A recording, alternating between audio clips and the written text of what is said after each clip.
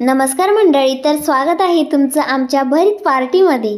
तर आम्ही सर्व मुलींनी प्लॅन बनवला की आपण काहीतरी पार्टी वगैरे करू किंवा छोटं मोठं काही ना काही करू, नाही का। खूप दिवसापासून प्लॅन चालू होता आणि भरीतचा सीझन चालू आहे, म्हटलं चला भरीतच करून घेऊया। तर सर्व मुली ना त्यांच्या घरून भाकर किंवा पोळी जे ते खातील ते बनवून आणणार आहे, कारण इथं सगळं करायला आम्ही मुलीच होतो, म्हणून ठरवलं की त्यांच्या घरून भाकरपोळी आणू, पण भरीत आपल्या एकाच घरी बनेल। तर पाठीमागे मस्त चुला वगैरे मांडलेलाच होता, म्हणून बाकीची तयारी वगैरे पोरी मस्त करू लागल्या। त्यानंतर भरीत वगैरे पण बनवू लागल्या। आई आणि पाटील स्वाद द्यायला गेले, तोपर्यंत आम्ही मस्त मुलींनी भरीत केलं। खूपच मस्त बनलंय। तर असेच व्हिडिओ बघत राहा, तुम्हाला कसे वाटतात नक्की कमेंटमध्ये सांगा। तर आम्ही भरीतमध्ये काय काय टाकलं तर ते सांगते। कोण काय काय टाकतं आणि कोणत्या पद्धतीचं बनवतं ते पण आम्हाला नक्की सांगा।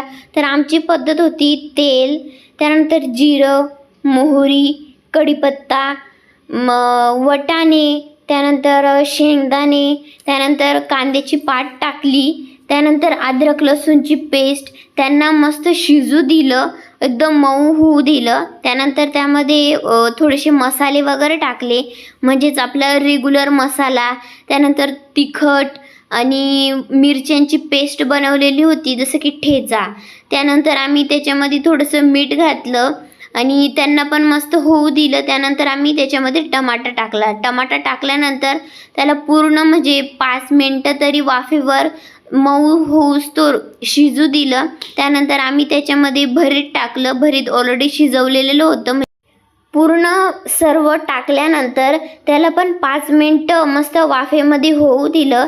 त्यानंतर आम्ही त्याच्यावर अजून थोडंसं मीठ टाकलं, म्हणजे चवीनुसार। पहिले थोडंसंच टाकलेलं होतं, त्यानंतर अजून थोडंसं टाकलं। त्यानंतर आम्ही मस्त कोथिंबीर टाकली आणि आम्ही सर्वांनी मस्त पार्टी एन्जॉय केली। शेवटपर्यंत व्हिडिओ बघायला विसरू नका, शेवटला नक्की समजेल की कोण पार्टीमध्ये होतं।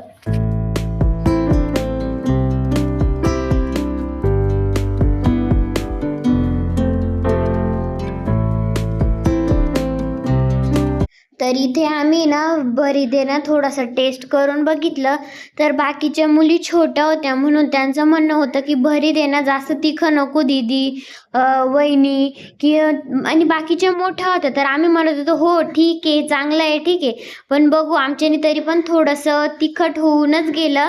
तर आम्ही बोललो बाकीच्या मुलींना की तुम्ही तेल टाकून खा, अजून लिंबू किंवा मीठ टाकून खा, तिखटपणा थोडासा चालला जाईल। पण तरी पण त्यांनी ते भरीत आहे ना मस्त आवडीने खाल्लं, त्यांना आवडलं पण थोडंफार त्यांना कुठं ना कुठं तिखट लागत होतं। तर रोज जेवणाच्या आधी आमच्या घरी मंत्र म्हटला जातो। तर संध्याकाळ असो किंवा सकाळ असो, दुपार असो, आम्ही जेव्हा पण जेवायला बसतो तेव्हा आम्ही जेवण्याआधीचा मंत्र म्हणतो, यज्ञशिष्टासी नसंतु मुच्यन्ते सर्व किलबिषे। तर तोच मंत्र शेवटला बोललेला आहे। तर भेटूया नेक्स्ट ब्लॉगमध्ये। माझ्या चॅनलला सबस्क्राईब करायला विसरू नका, लाईक करायला विसरू नका। Bye bye. यत्यपस्येंसि कौन्तेय तत्पुरुषमदर्पणम् अहं वैश्वानरो भूत्वा प्राणिनां देहम्